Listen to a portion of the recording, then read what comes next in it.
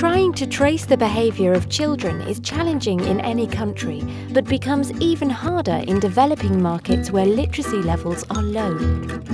Finding ways of explaining to children in these markets what you're trying to research and what information you'd like from them can be very difficult. Unilever Indonesia has invested substantially in a social project intended to encourage young kids to brush their teeth.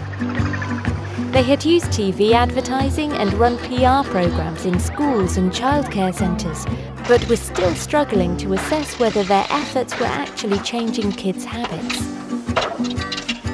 Enter TNS Indonesia with a deceptively simple method, one that was fun for the kids, cheap to implement, and very much focused on the children's actual behaviour.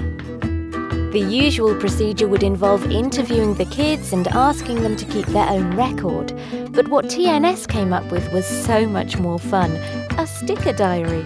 A simple chart hung on the wall onto which kids would stick pictures representing all kinds of daily activities: sleeping, washing, eating, watching TV, and of course, brushing their teeth. This pictorial technique helped overcome the literacy issue, and the diary format meant mums could also lend a hand, teaching their children how to use the chart.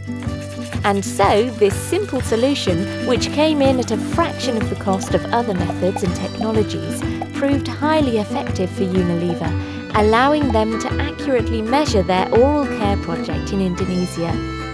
In fact, on the back of this success, the TNS model is now being actively considered for all kinds of projects involving kids in developing countries.